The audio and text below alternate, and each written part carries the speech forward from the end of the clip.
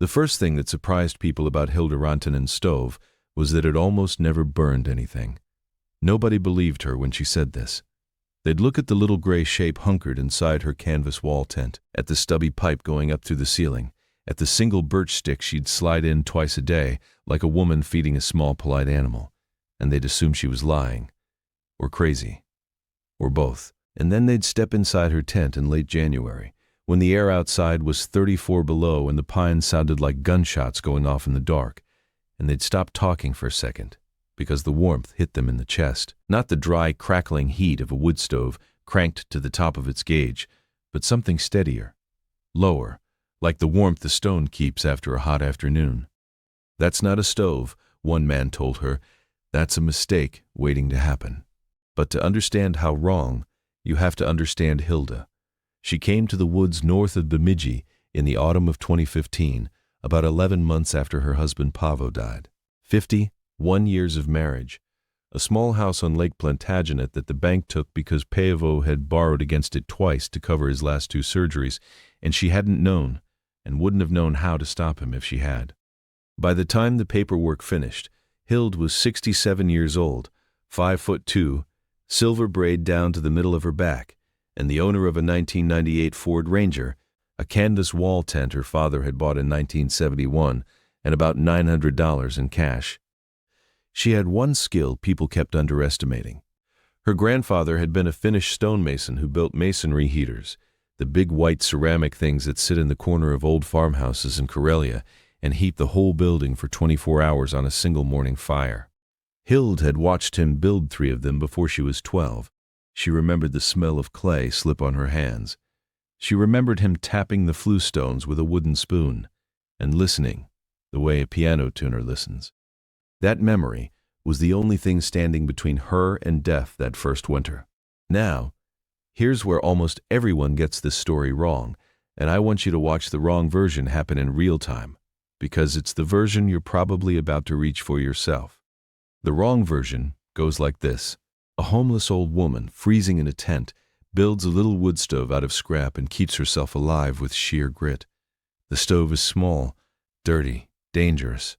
She burns through cords of wood. She cries in the dark. Eventually, somebody finds her, and the story becomes about charity or policy, or the cruelty of banks. That's not what happened. That's not even in the same county as what happened. Because the thing Hilde built in her tent was not a wood stove. She called it, when she called it anything, her uni, which is just Finnish for oven. But what it actually was, what the engineers and off-grid builders and a few fascinated strangers would eventually come to understand it as, was a miniature rocket mass heater built to the logic of her grandfather's 19th century Finnish masonry heater. A small wood-burning machine whose entire purpose was to burn a tiny fire, very hot, for a very short time, capture almost every calorie of that fire inside a mass of rock and clay, and then release the heat slowly over the next 16 to 20 hours. The difference matters. A regular camp wood stove is a thin steel box. You light a fire in it, the box gets red hot, and something like 70% of the heat goes straight up the chimney as invisible flue gas at 8 or 900 degrees Fahrenheit. The steel radiates fiercely while the fire is burning, and then, when the fire dies, the steel cools in about 20 minutes, and the cold comes back like a tide. Hilde's stove did something nearly the opposite. It burned hot. Hotter than any camp stove, actually, because the combustion chamber was insulated with perlite and clay and the flame reached around 1200 degrees. But the chimney path didn't go straight up. It snaked sideways through a long bench made of rocks and sand and clay that she'd built along the back wall of her tent. The hot exhaust gas had to crawl through that bench before it finally found its way out. By the time it reached her little stovepipe, the exhaust was barely warmer than her breath. That's the whole secret, right there. And it took the first visitor to her camp nearly a full hour to understand he was looking at something he had never actually seen before. His name was Dale, and he was a sheriff's deputy in Beltrami County, and the date was December 18th, 2015. Somebody had reported an old woman living in the woods off a forest road, and Dale drove out there expecting to find a tragedy. He'd found tragedies like that before. An elderly person, hypothermic, confused, refusing to leave. Once, a man who'd been dead for 3 days. What he found instead was a very small woman in a thick wool sweater, sitting cross-legged on what looked like a long, low bed made of river rock, drinking tea. The tent was, he told his wife that night, uncomfortably warm. He'd come in wearing his duty parka, and after about 4 minutes he had to take it off. The stove, as far as he could see, wasn't even running. There was no flame. There was no sound. The only evidence of fire was a dark patch of ash inside a small opening no bigger than a coffee can. "Ma'am," he said, "are you warm enough out here?" Hilde looked at him over her tea. "I'm too warm," she said. "That's why I'm sitting on the cold end of the bench. And this is where almost everyone's instinct betrays them. Dale's instinct, and it's a good instinct, a human instinct, was to assume she was confused, maybe hypothermic in that late stage where people feel warm when they aren't. He asked her what temperature it was in the tent. She pointed to a thermometer nailed to the center post. 68 degrees Fahrenheit. Outside, the thermometer on his truck had read -23. That's a 91-degree gradient across a 1/4 inch of canvas wall with no electricity and no propane, and a fire that had apparently gone out hours earlier. Dale sat down on the rock bench without being invited. He put his hand flat on one of the stones. It was warm, not fireplace warm, just body warm, the warmth of a dog's back. He moved his hand along the bench toward the stove end and felt the stones get steadily hotter, not in a jump, but in a slow grade, until near the combustion port his palm had to pull back. "Ma'am," he said, quieter now. "What is this thing?" "A fire the size of a loaf of bread," she said, "burning for about 90 minutes in the morning and another 90 in the evening, produced enough heat to keep the whole bench at body temperature for 20 hours. Not because the fire was large. It wasn't, but because the rocks and clay were what her grandfather had called the silo of the stove, the soul of it, the mass that held the heat long after the fire forgot it. She used, she said, about 2 small armloads of dry birch per day, a full wheelbarrow every 10 or 12 days. A single dead birch in the woods around her camp gave her roughly a month of winter. Dale did the math in his head twice because he didn't believe it the first time. A winter camp in Minnesota, in a tent, on less than half a cord of wood. Let me put that number somewhere you can feel it. A typical off-grid cabin in northern Minnesota, using a normal airtight wood stove, burns between 4 and 6 cords of wood per winter. Cord being a stack 4 feet by 4 feet by 8 feet. Hilde was heating a smaller space, yes, but her space had canvas walls and zero insulation, and she was heating it from 20 below up to comfortable, and she was doing it on roughly 1/10 the wood. The first winter she kept careful notes. She'd been a bookkeeper for a grain co-op for 31 years, and old habits held. In a small waterproof notebook she recorded the date, the outside temperature at dawn, the inside temperature at dawn, the size of her evening fire, and how long it had burned. The notebook is how we know most of what we know about her system.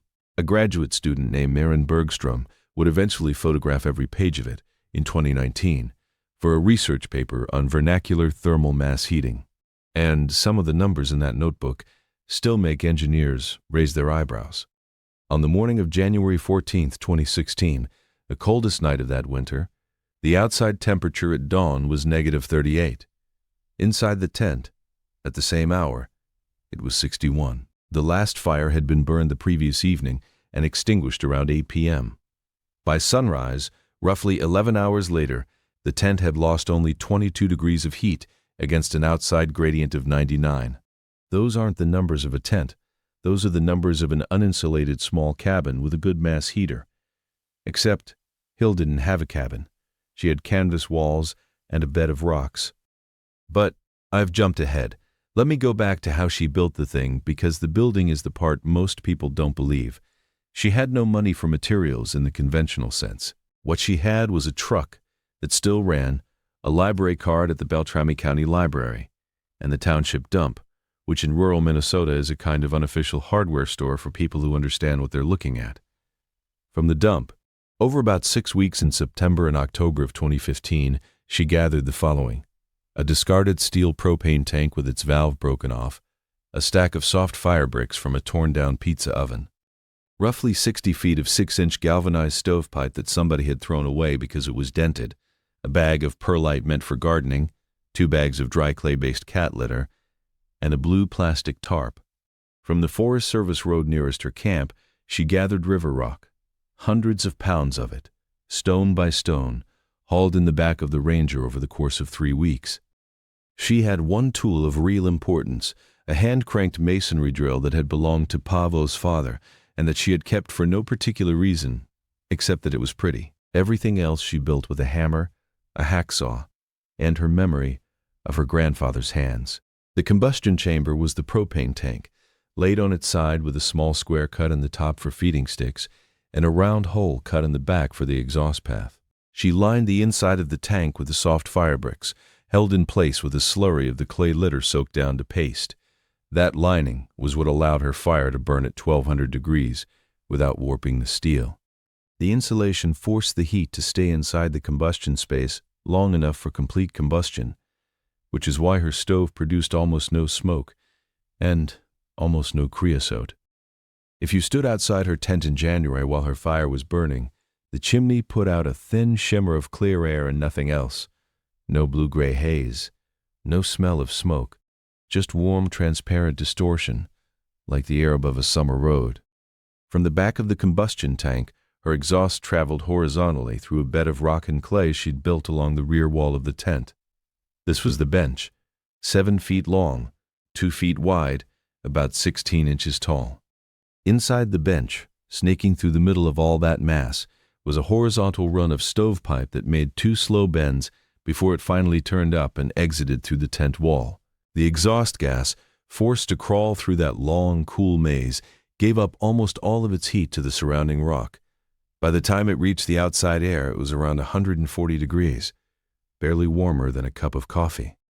This is the physics that matters, and it's the physics nobody grew up understanding because it runs against everything a regular wood stove teaches you.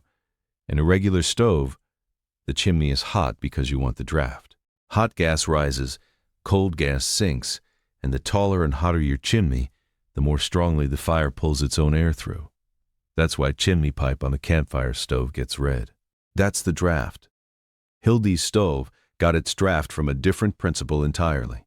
The combustion chamber itself, that little insulated space lined with fire brick, burned so ferociously hot that the gas inside it expanded violently upward into a vertical riser she'd built inside the tank. That riser acted as a tiny jet engine of hot gas, and the jet was what pulled the fire sideways through the feed tube.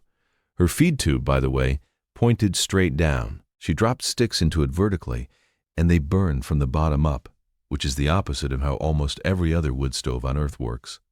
The reason this matters, the reason it saved her life, is that wood burns most efficiently when it's burning from the bottom, fed with exactly the amount of air the fire wants, and throttled by gravity rather than by a human closing a damper.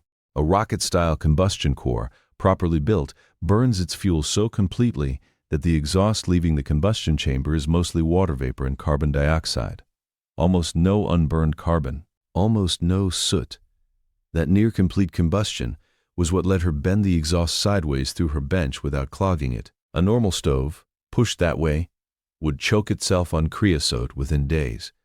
A rocket combustion core can run sideways for years because there's nothing in the smoke to stick to the pipe. It took her about 8 weeks to build. She finished on the evening of November 3rd, 2015, as the first hard snow was falling. She lit the first fire at 7:14 p.m. She noted the time in the notebook, and next to it, in her small, careful handwriting, she wrote, Pala, Hyven. It burns. Well, the stove would run more or less continuously with small repairs for the next 8 winters. Word got out slowly. Dale mentioned it to his wife, who mentioned it to her book club, and by the second winter a trickle of strangers was coming up the forest road in 4-wheel drive vehicles to see the woman and her stove. Some of them brought food. Some of them brought wood. A few tried to talk her into moving to town. None succeeded. The ones who stayed long enough to watch her light a morning fire were the ones who came away changed. She lit it, always, with one folded page of newspaper and a single match. The first 2 minutes of a fire in her stove sounded unlike any fire most people had ever heard. A soft, low, rushing roar, steady and directional, like a stovetop burner turned all the way up, but without the gas smell. She'd listen to that sound for a minute with her head tilted, and then she'd add 2 birch sticks no thicker than her wrist and close the feed tube with a small round cap. "That's it?" the visitor would say. "That's it," she'd answer. "Now we drink coffee for 2 hours." And they would. She had an old percolator that sat on top of the combustion tank and boiled water in about 6 minutes. She'd pour coffee for both of them and sit at the cold end of her rock bench and ask them questions. She was curious about everyone. It was the trait that made people stay longer than they meant to. 2 hours later, she'd open the feed tube, drop in 2 more sticks, and close it again. That was the morning fire. 90 minutes of actual burning, spread across 2 feedings, and the bench would hold a useful amount of heat until nightfall. In the evening, around 5, she'd do it again. A slightly larger fire, 3 feedings instead of 2. And by 7 p.m., the bench at its hottest spot would be around 130 degrees Fahrenheit. Hot enough to cook on, too hot to sit on for more than a few seconds. Over the course of the night, the bench would radiate that heat slowly outward, losing about 4 degrees an hour, so that by 3 in the morning it was still 70-something, and the tent was still livable. She slept on the middle of the bench, directly on the rocks, with 3 wool blankets between her and the warmth. The mass heated her from below all night long. People who try to imagine this usually imagine it wrong. They picture discomfort, or burns, or a frantic hopping off and on. What she actually described was the best sleep of her life. Like sleeping on a large dog, she told one visitor in 2018. But the dog never rolls over. The visitor laughed. Hilde did not. She was not joking, and she was not being folksy, and she was not producing a line for a future magazine article. She meant it as physics. A body in bed loses heat most catastrophically through the surface in contact with whatever it's lying on. A cold floor steals warmth faster than cold air. A warm bed, warm from below, reverses the direction of that steel, and a body that's being warmed from below barely needs a heated room at all.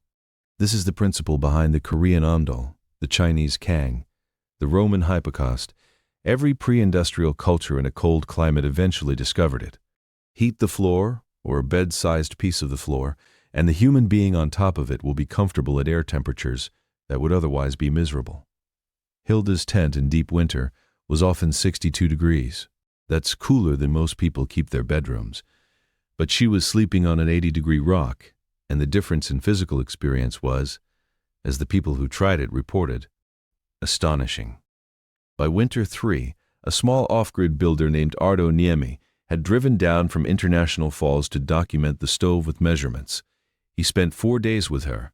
He took thermocouple readings off the combustion chamber, the riser, the bench at 6 points along its length, and the exit flue. He weighed her wood before she burned it, and weighed the ash afterward.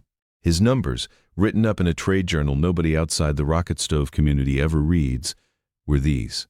Her stove was operating at approximately 87% combustion efficiency and approximately 91% heat transfer efficiency to the mass. In plain language, of every 100 BTUs of heat the wood released, about 79 ended up stored in her rock bench, and about 21 went up the chimney or radiated off the tank. A typical tent stove operates at around 15% heat transfer efficiency. Even a high-end cast iron airtight runs about 50. She was beating the cast iron by a margin of nearly 2 to 1. In a tent. On scrap. Arto asked her how she'd known to do this. She said her grandfather had shown her once how to find the place in a masonry heater's flue path where the soot began to appear, and how to move that place by redesigning the bends. He'd said, and she remembered this in Finnish and translated it slowly, that every stove had a breath, and if you built it right, you could feel where in the breath the heat decided to stop moving. The trick, he'd said, was to put your bench where the heat stopped, and to make sure the smoke kept going a little longer after that. Arto wrote that down in his notebook and stared at it for a while. The local reaction was not, at first, admiring. In the spring of her second year, a county health inspector came out to the camp to investigate a complaint. The complaint was vague, something about fire risk, something about sanitation, But the underlying issue was that a significant number of people in Bemidji were uncomfortable with the idea of an elderly woman surviving in the woods by means they didn't understand. Discomfort dressed up as concern. It usually is. The inspector stayed for 2 hours. He had been prepared to write her a list of violations. He left without writing any. In his report, which Maren Bergstrom later obtained through an open records request, he described the stove as apparently very safe, constructed in a manner I am not qualified to evaluate, but which appears to meet the spirit of every code I can name. And he noted that the interior air quality in her tent, which he had measured with a handheld monitor, was substantially better than the air in most homes he'd inspected that winter.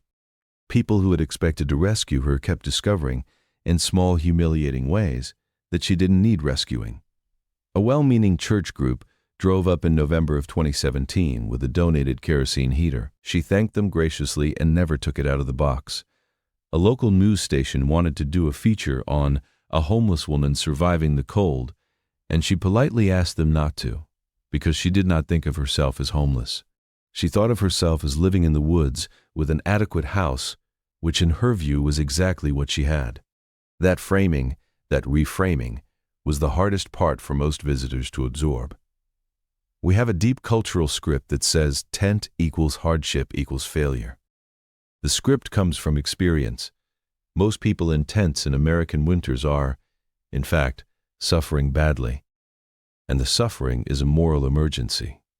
But Hilde was not most people, and her tent was not most tents, and the reason for the difference sat right there on her rock bench, radiating quietly in the half-dark. Hilde made a small modification to the stove at the beginning of winter 4. She'd noticed that the last foot of her bench, the end farthest from the combustion chamber, never quite got warm enough to be useful.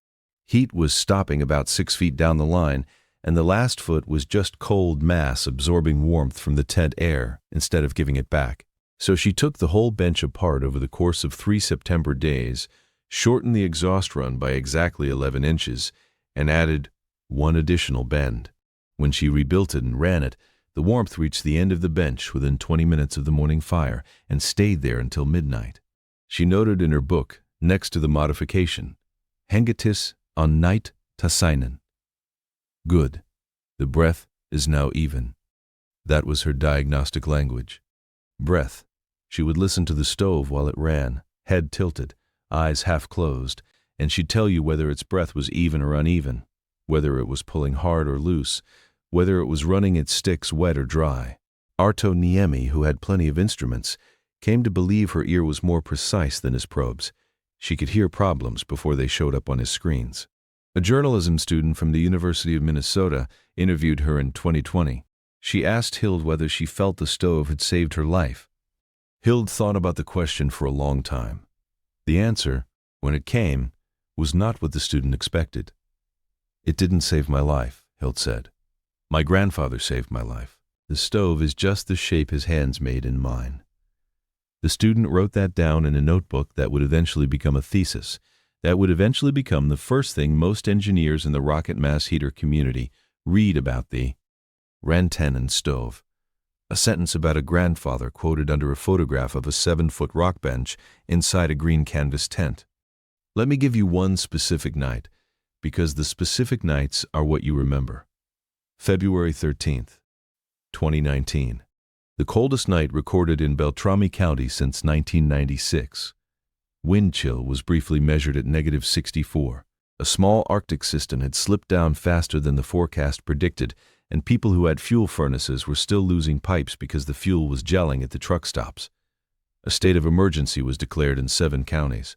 2 people died that night within 50 miles of Hilde's camp, both in heated houses that lost power. At 6:02 p.m., Hilde fed her evening fire, 3 sticks. She let it burn for about 80 minutes, fed it 2 more sticks at 7:22, and closed the feed tube at 8:41. The combustion was complete by 9:10. She went to bed on the bench around 10:30. In the notebook, the next morning she wrote, outside temp at dawn, -49. Inside temp at dawn, 57. Below that she added a line in English, for the first time in years. Cold but alive, and the coffee was hot. She was 71 years old. She weighed 102 pounds. She had slept through a night that killed people in houses. There are two more things to tell. The first is the mistake, because no real story of a working system is honest without one. In Winter 5, she overfired the stove one November morning. She'd had a visitor the night before, got to talking, went to bed later than usual, woke late, and built a fire almost twice the size of her usual morning fire to warm the tent faster. The combustion chamber ran hotter than she'd ever let it run, probably closer to 1400 degrees, and the propane tank at the top, where it wasn't fire brick lined, warped slightly. A small hairline opened near the weld. Not a leak exactly, but a gap. She shut the fire down within 90 seconds of noticing. She got out of the tent. She waited an hour. Then she patched the gap with a mixture of clay slip and wood ash, the way her grandfather had patched cracks in masonry flue walls in the 1950s. She rebuilt the fire brick lining to cover the warped section. She fired the stove again that evening, small, cautious, watching the seam, and it held. She wrote in her notebook, "Lien no pesti, hitamen," too fast, slower. That was her only equipment failure in 8 winters. The second thing is this. In the autumn of 2023, a group of people who had been quietly watching her for years, Arto, Marin, Dale's wife, a few others, approached her with a small proposal. They had raised together enough money to build her a permanent small cabin on a half-acre of land they'd bought along the same forest road. They wanted to build her a real masonry heater inside it, designed by her, scaled up from her tent stove. They asked if she would let them. She said yes, but she asked 2 things in return. The first was that the cabin have canvas walls, interior canvas, stretched inside the wood frame, because she had come to love the particular way canvas held and released warmth. The second was that when she died, whenever that was, the cabin and the stove be given to another woman who needed them, with no paperwork and no conditions, beyond a single afternoon sitting on the bench, learning how the stove breathed. They agreed to both. She moved into the cabin on October 19, 2023. She kept her notebook going. The new stove, a proper masonry heater built by 6 people under her direction, with a firebox the size of a kitchen oven and a bench long enough for 2, has run on 1 small fire per day through 2 winters so far. Her most recent entry, from February of this year, simply reads, "Tasainen," even. Which brings me back, finally, to the sentence I started with.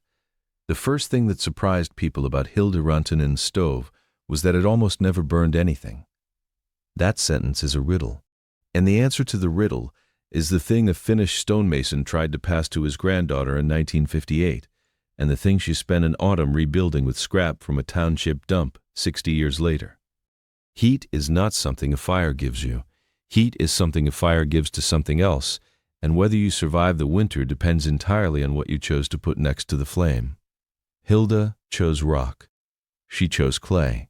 She chose the slow, patient mass that would hold a small fire's gift long after the fire was gone. And because she chose correctly, a wall tent in the Minnesota woods became, for 8 winters, warmer at dawn than most of the houses around it. The man who first called her stove a mistake waiting to happen was not wrong about the stove. He was wrong about the woman. She had not built a thing that would fail. She had built a thing her grandfather had already proven, 70 years earlier, in a different country, with different hands, under a different sky. The stove in the tent was just a small echo of an older breath kept going by a silver-braided widow who knew how to listen for the place where heat decided to stay. And in the listening, in the rock, in the one small fire fed twice a day, in the whole quiet, patient mechanism of a woman who refused to be rescued from a life she had built correctly, there is a lesson most of us have forgotten, and which the cold, eventually, teaches everyone willing to learn. A fire doesn't have to be big. It just has to be remembered.